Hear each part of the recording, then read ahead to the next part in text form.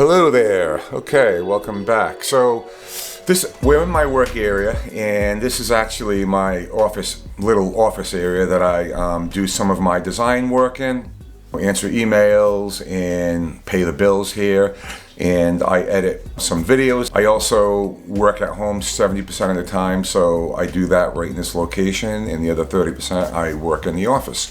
So I'm just kind of scrolling through some emails now, and I've gotten a lot of emails lately regarding my YouTube channel. And the topic of conversation basically is, why don't I have my own shop logo?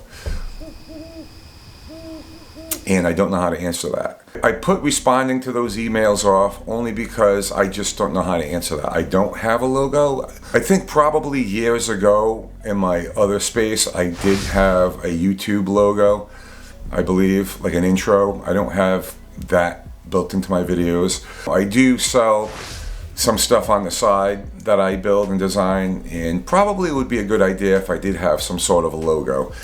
So that's what I'm going to take you through today. I'm going to show you my process for actually designing something and kind of moving through the process on what software tools in terms of designing, executing, and how that becomes something on paper, if you will, into reality, bringing it through the process and executing the end result.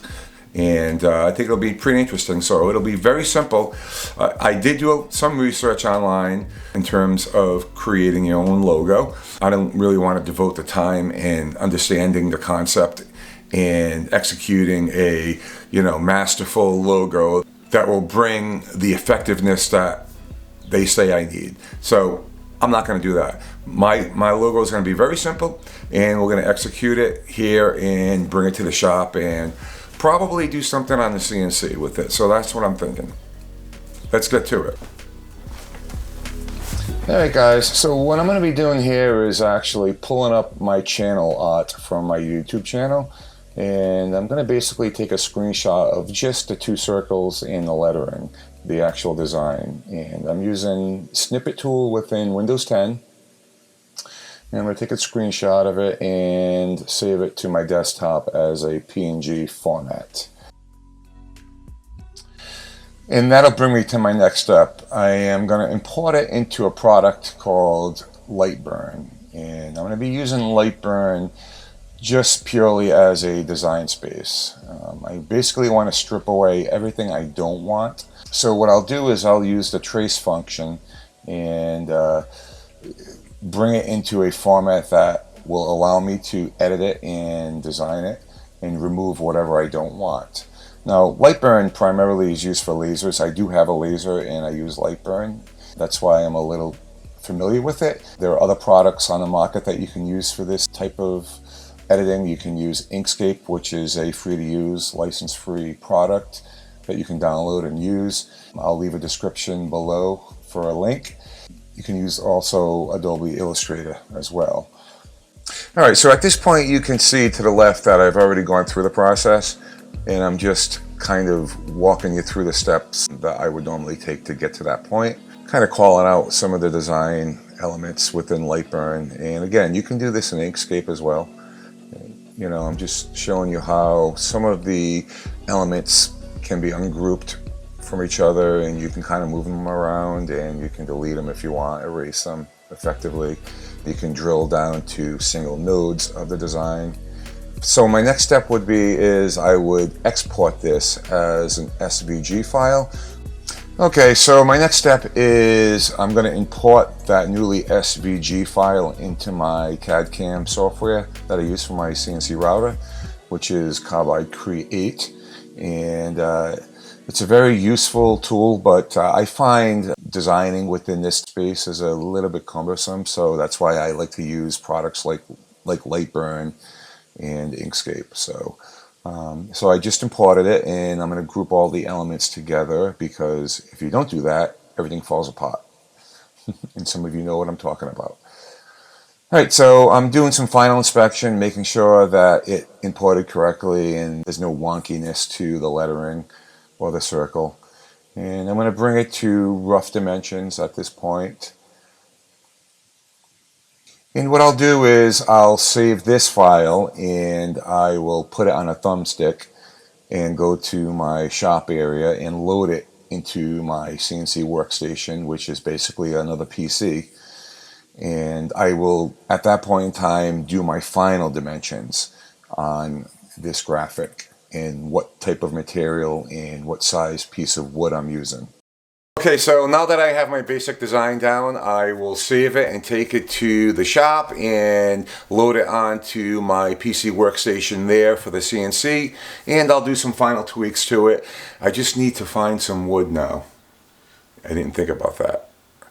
I'll probably use just MDF, considering that this is just a test piece, a test run anyway. If I like it, then I'll find something more suitable for it. Okay, so I'm in my workspace and I do have a bit of a mess, as you can see, because over the weekend I did take apart a 1950s upright piano, and I needed to move it out of my living room because it was, the owners left it there when I bought the house, and now I know why, because the thing weighs about 600 pounds.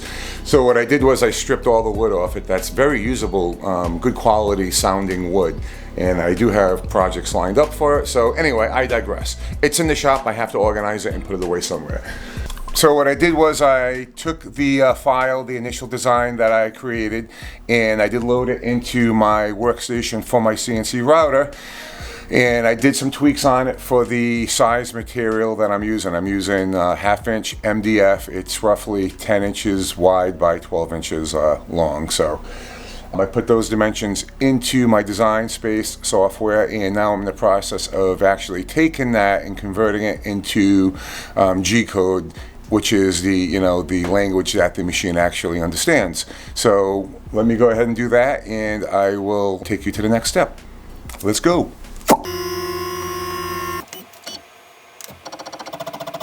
Alright, so what I'm doing now is I'm actually loading the actual file that contains the G-code. I zeroed out the bit, and I used a piece of paper for that because I don't have a bit setter. And I'm going to turn my dust collector on, so it may be a little loud. Turn the spindle on, and hit stop.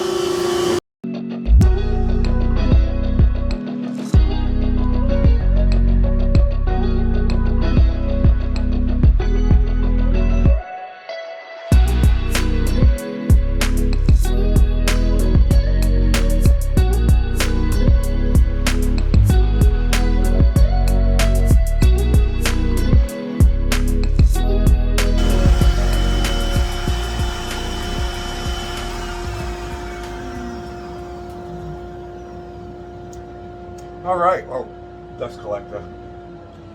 Okay, so it's done.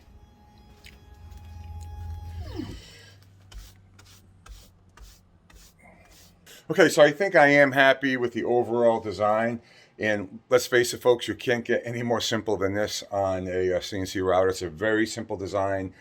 And this is, again, just a test piece, and it is, after all, just 1/2-inch MDF. And I think I actually used this to glue something up at one time, but there's some glue residue all over it. But so what I'm going to do is probably sand this down a little bit and spray some shellac on it to seal it in, because I think I'm going to paint it and then sand it back to reveal the lettering so that the paint just stays in the lettering and the circles.